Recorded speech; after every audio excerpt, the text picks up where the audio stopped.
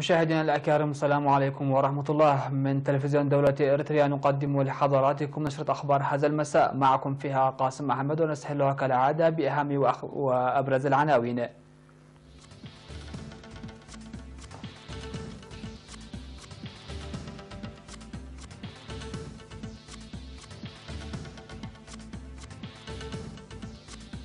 وفد إريتريا على المستوى يختتم زيارته الرسمية للصومال.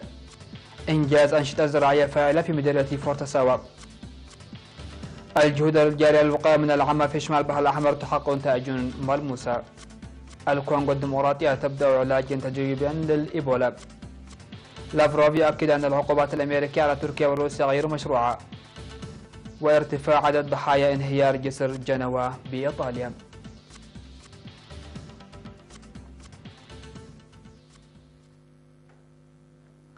أهلا بكم إلى تفاصيل النشرة.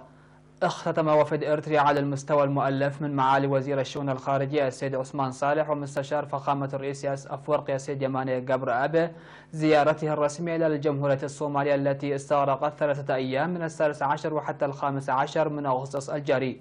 والتقى وفد إريتريا على المستوى في زيارته الرسمية رئيس جمهورية الصومال السيد محمد عبد الله محمد ورئيس الوزراء السيد حسن علي خيري والمتحدث باسم البرلمان ووزير الشؤون الخارجية والتعاون الدولي السيد أحمد عيسى عواد وغيرهم من المسؤولين الصوماليين، وبحث معهم العلاقات الثنائية وتطوراتها بالإضافة إلى تطور عملية تنفيذ إعلان العلاقات الأخوية والتعاون العام والقضايا الأولوية في عملية التنفيذ والتطورات الإقليمية ذات الاهتمام المشترك. كما زار وفد إريتريا على المستوى المناطق السياحية والاقتصادية في سواحل العاصمة الصومالية مقديشو وغيرها من المناطق المهمة الأخرى. ونظم عمدة العاصمة الصومالية مقديشو مائدة على شرف وفد إريتريا على المستوى وشهدت رقصات شعبية وفلكلورية. في غضون ذلك قدم الرئيس الصومالي السيد محمد عبد الله محمد دعوة لفخامة الرئيس أفورقي لزيارة عمل رسمي للجمهورية الصومالية. الجدير بالذكر بأن رئيس جمهورية الصومال محمد عبد الله محمد قام بزيارة عمل رسمية إلى إريتريا في الفترة من 28 وحتى 30 من يوليو المنصرم بدعوة من فخامة الرئيس السياس أفورقي.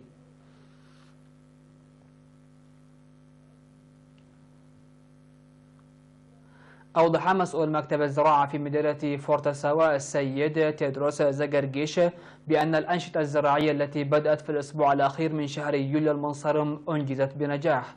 وصرح السيد تيدروس لوكالة إيرينا عن بدء الأنشطة الزراعية في المديرية في آخر يوليو نتيجة لتأخير الأمطار حتى تلك الفترة، إلا أنه تشهد المديرية هطول أمطار جيدة من حيث معدل المقياس والانتشار، موضحا بأن المزارعين أنجزوا المهام الزراعية بأسلوب تقليدي وعصري. وذكر السيد تيدروس فعالية النشاطات الزراعية التي جرت بالتنسيق بين الجرارات الحكومية والخاصة، موضحا زراعة 66% من إجمالي الأراضي الزراعية المخصص زراعتها بفضل مساعي المزارعين الفعالة مستفيدين من معدل هطول الأمطار الجيد. من جانبهم أشار المزارعون إلى زراعة مزارعهم في أوانها مع بداية هطول الأمطار، معبرين عن أمنياتهم الكبيرة لحصاد وفير في حال استمرت الأمطار على ذات السياق.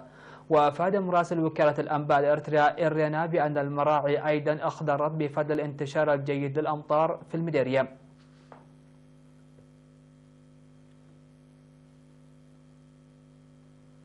أعلن مكتب وزارة الصحة في إقليم شمال البحر الأحمر عن إجراء عمليات جراحية ناجحة لزرقة العيون لأكثر من 3856 مواطن، وتوزيع نظارات طبية لأكثر من 6353 آخرين بالتعاون مع شركائه خلال 5 سنوات مضت.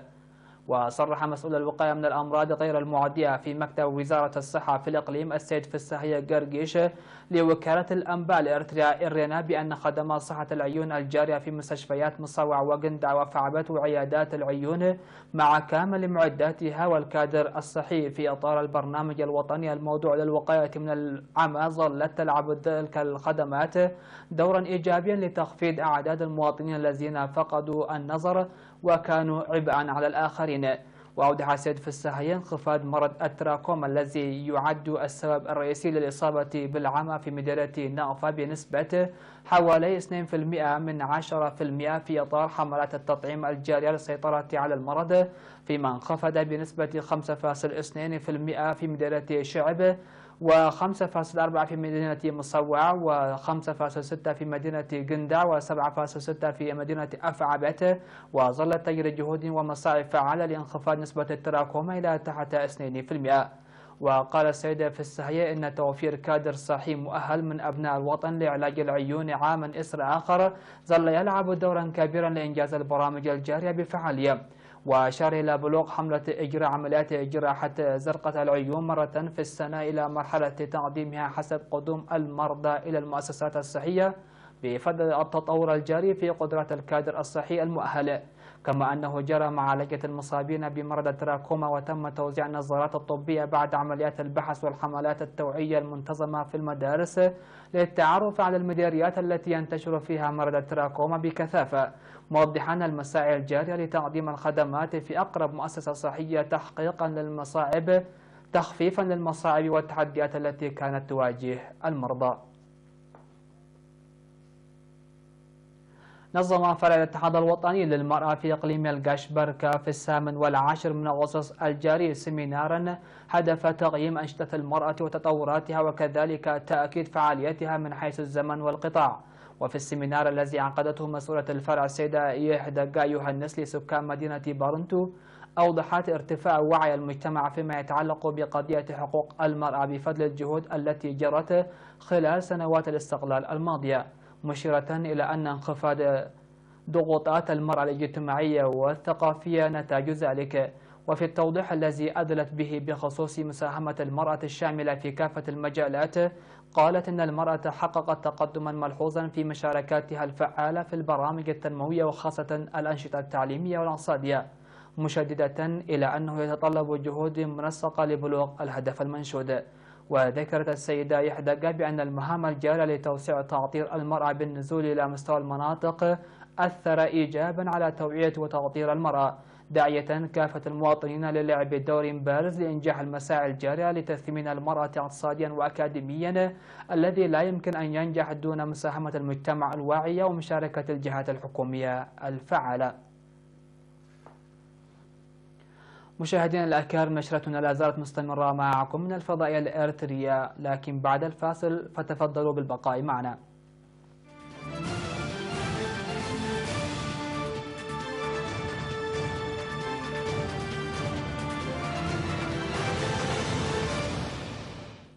أهلا بكم. قال مسؤولون في قطاع الصحة أن جمهورية الكونغو الديمقراطية بدأت استخدام عقار MAB 114 التجريبي لعلاج الإيبولا في شرق البلاد في أول استخدام له لمكافحة تفشي نشط للفيروس. ومن المعتقد بأن 42 شخصا لقوا حتفهم جراء المرض في 10 موجة تفشي للفيروس في الكونغو منذ اكتشافه في سبعينيات القرن الماضي. وقالت وزارة الصحة أن هناك في المجمل 66 حالة إصابة حتى الآن، منها 39 مؤكدة و27 محتملة، مع زيادة 9 حالات مؤكدة مؤخرا. وتمثل الغابات الاستوائية الشاسعة بشمال كيفو تربة خصبة للإيبولا الذي يسبب الحمى والقيء والإسهال ودفع استمرار تفشيه الدولة الواقعة في وسط إفريقيا إلى اختبار علاجات جديدة للفيروس الذي أودى بحياة أكثر من 11300 شخص في غرب إفريقيا بين عام 2013 و2016. وفي تفشي بغرب الكونغو بدأ في أبريل نيسيان، وأعلنت السلطات نهايته في يوليو تموز. كان لقاحا تجريبيا طورته شركة ميرك أند كو عاملا حاسما في احتواء الفيروس، وأثبتت العقار فعاليته بنسبة 100% عند اختباره على القرود. قال وزير الخارجية الروسي سيرجي لافروف إن العقوبات الأمريكية الجديدة على أنقرة وموسكو غير مشروعة وتعد وسيلة أمريكية لتحقيق أفضلية تنافسية غير عادلة في التجارة العالمية. وأجرى لافروف مباحثات في أنقرة مع وزير الخارجية التركي مولود شاوش أوغلو بعد أيام من هبوط الليرة التركية إلى أدنى مستويات على الإطلاق مقابل الدولار، في الوقت الذي فقد فيه الروبل الروسي نحو 10% في أيام معدودات من أغسطس. وأشار لافروف أن بلاده تدعم استخدام العملة المحلية بدلا من الدولار في تجارتها مع تركيا، لكنه لم يصدر تعهدات أكيدة بمساعدة أنقرة على الفور في تجاوز أزمة عملها. في غضون ذلك أعلن الرئيس التركي رجب طيب أردوغان أن بلاده سوف تقاطع المنتجات الإلكترونية الأمريكية، وذلك بعد أن فرضت واشنطن عقوبات على أنقرة. في المقابل قال مسؤول في البيت الأبيض الثلاثاء إن الولايات المتحدة تحذر تركيا بأنها ستفرض عليها المزيد من الضغوط الاقتصادية إذا رفضت إطلاق سراح قاص أمريكي.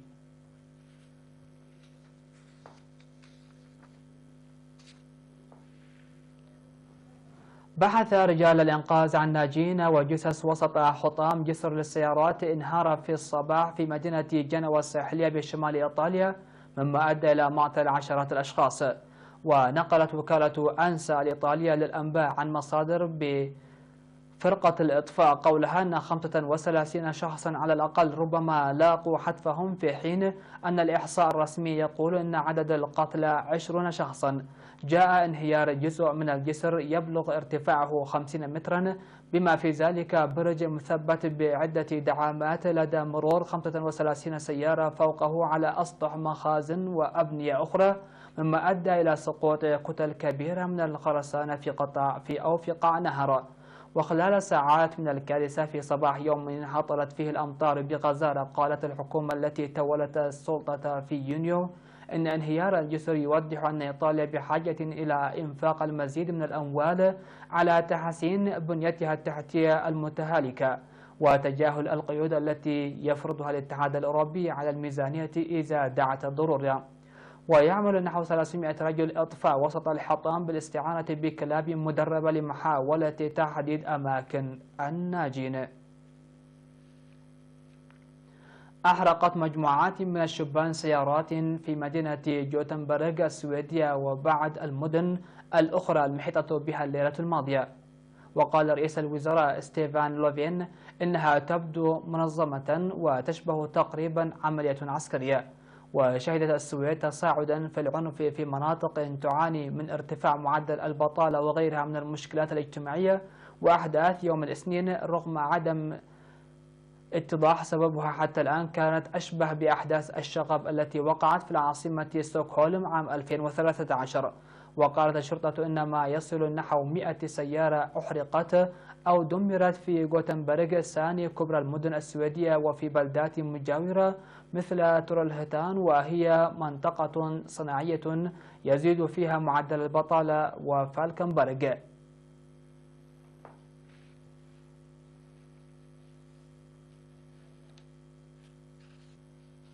انتهت النشرة مشاهدينا الأكارم، شكرا لحسن الاستماع والمتابعة، إلى اللقاء.